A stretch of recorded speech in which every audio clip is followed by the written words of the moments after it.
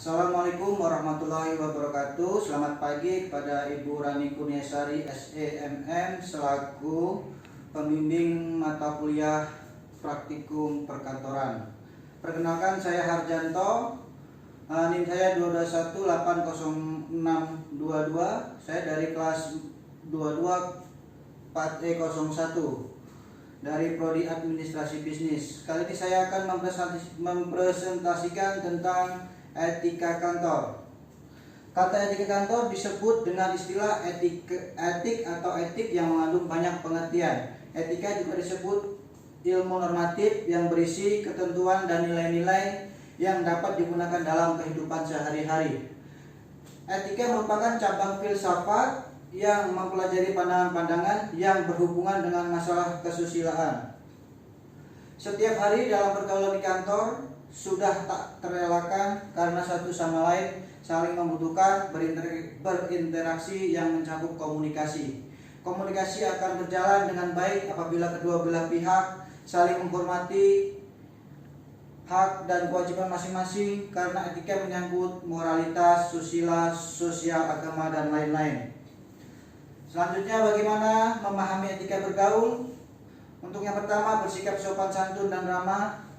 Yang kedua, penuh perhatian terhadap orang lain atau empati, mampu menjaga perasaan orang lain, berusaha untuk saling membantu bila melihat teman kerja membutuhkan bantuan. Untuk yang terakhir, mampu mengendalikan emosi. Nah, untuk selanjutnya, etika dibagi menjadi tiga. Untuk yang pertama, etika berpakaian. Untuk yang pertama, setiap orang menginginkan penampilan yang menarik karena penampilan itu merupakan daya tarik setiap orang. Pakaian yang baik tercipta dari pakaian yang dipakai sehari-hari. Pakaian yang baik dan pas digunakan akan terkesan anggun dan lebih profesional.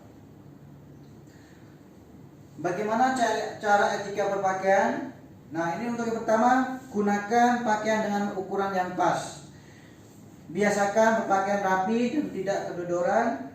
Jangan merubah model pakaian. Untuk selanjutnya adalah yang kedua, etika berbicara. Dalam berbicara digunakan bahasa dengan ucapan dan gampang dimengerti serta menjaga batasan-batasan yang mencerminkan etika. Sebagai orang timur sangat menghormati nilai kesopanan. Di sini ada beberapa hal yang perlu diketahui ketika berbicara dengan orang lain. Yang pertama, pada saat berbicara harus menatap lawan bicara. Pada saat berbicara suara harus jelas terdengar. Gunakan bahasa yang baik dan benar. Hindari menggunakan nada suara yang tinggi. Aturlah pembicaraan agar gampang dimengerti. Belajar untuk bisa mengimbangi lawan bicara. Berusaha untuk menyenangkan lawan bicara. Ciptakan selang sekali waktu rasa humor. Mampu untuk memuji lawan bicara, selalu berusaha untuk menjadi pendengar yang baik. Di sini hal-hal yang harus dihindari ketika berbicara dengan teman kerja adalah jangan membicarakan kejelekan orang lain atau teman kerja. Pada saat berbicara, hindari pembicaraan hal yang sensitif. Jangan memotong pembicaraan orang lain, jangan monopoli pembicaraan, hindari untuk membicarakan diri sendiri. Menjaga hubungan dengan rekan kerja. Dalam lingkungan kerja, faktor kerjasama merupakan landasan utama agar pekerjaan bisa berhasil dengan baik dan minimal. Sering kita tidak menyadari bahwa keberhasilan karir kita akibat dorongan dan peran dari teman kerja. Oleh karena itu, binalah hubungan dengan kebersamaan dan ciptakan citra baik kepada rekan kerja. Di sini ada kiat-kiat yang sederhana agar dihormati oleh rekan kerja. Yang pertama, jadikanlah teman sekerja sebagai mitra kerja, tetapi jangan menganggap teman kerja sebagai pesaing. Tumbuhlah rasa saling membantu satu sama lain. Ingatlah teman sekerja ketika ada sedikit menyimpang.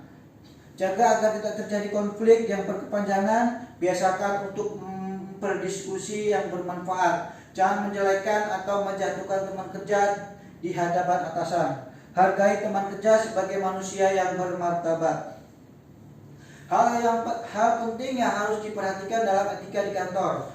Sosialisasi. Sosialisasi merupakan sebuah proses komunikasi yang harus dijalani di berbagai situasi dan kondisi, baik di rumah, kampus maupun kantor. Sosialisasi di lingkungan kerja pun memiliki aturan tersendiri. Salah bersosialisasi bisa memupuk musuh bukan menambah teman. Berbicara dengan jelas, bangunlah komunikasi dengan arah pembicaraan yang jelas. Pembicaraan tanpa arah hanya akan membuat lawan bicara bingung. Hati-hati berkomentar ketika dilibatkan dalam sebuah pembicaraan yang melibatkan isu menarik, tentu akan memancing untuk berkomentar. Untuk selanjutnya, kompromi. Tidak hanya di dunia kerja, ketika memasuki lingkungan baru, tentu karyawan akan dihadapkan dengan orang-orang dari berbagai latar belakang yang berbeda. Budayakan kompromi dan toleransi sehingga bisa tercipta suasana kerja yang solid dan menyenangkan. Tidak mudah terpancing. Ketika terjadi konflik, jangan mudah terpancing emosi, apalagi melakukan tindakan karena terpengaruh provokasi. Untuk yang selanjutnya, jangan takut perubahan. Orang yang anti perubahan hanyalah orang kaku. Jika tidak mampu menerima perubahan, maka karyawan tersebut tidak akan pernah maju. Yang selanjutnya, lepaskan ego. Bekerja dalam sebuah perusahaan apapun berarti siap untuk menjadi pemain tim. Untuk menjadi pemain tim yang baik, karyawan harus bisa melepaskan ego. Sekian, terima kasih presentasi dari saya. Kurang lebihnya mohon maaf. Assalamualaikum warahmatullahi wabarakatuh.